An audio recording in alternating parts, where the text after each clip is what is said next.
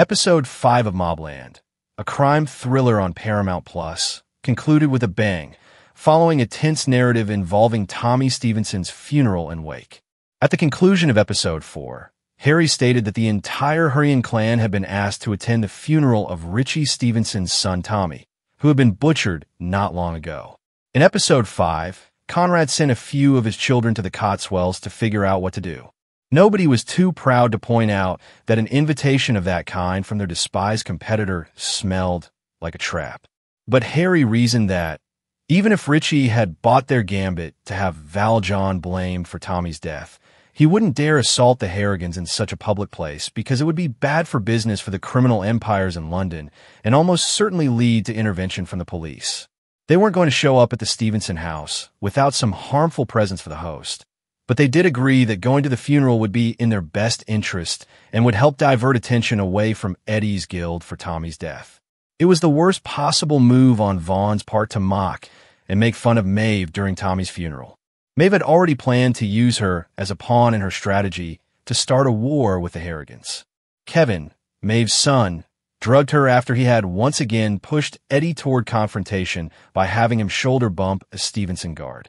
Since her antagonistic, wild-card nature is well known, removing her from the game was a precautionary measure. After waking up, Maeve immediately accuses Conrad of drugging her. Despite his denial, she proceeds to storm out and promptly contacts their guy, Paul.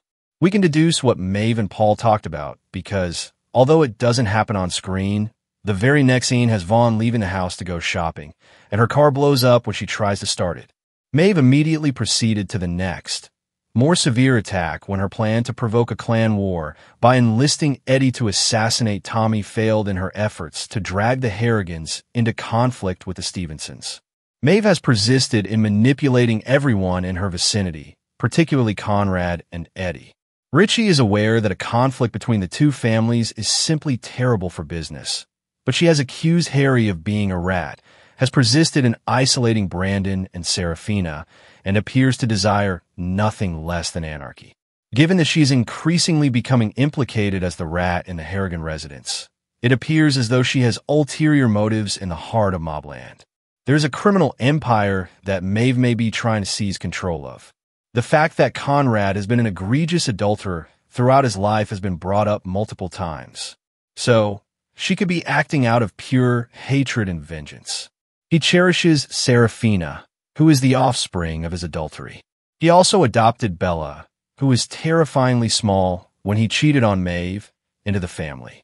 It appears that Maeve is exactly the right amount of enraged, unstable, and lubricated to give in to her baser instincts and wreck the Harrigans, even though Harry was very sure the Stevensons' house wouldn't be attacked.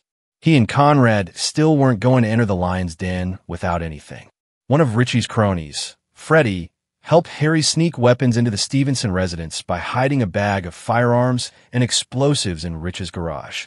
Upon obtaining Freddie's phone, Harry discovered several risque images that proved Freddie's affair with Rich's wife, Vron. It was a choice between planting the weapons or risking Rich's death for Freddie. When Eddie approached Richie, he still wouldn't remove his sunglasses, which was probably just more evidence of what Richie suspected.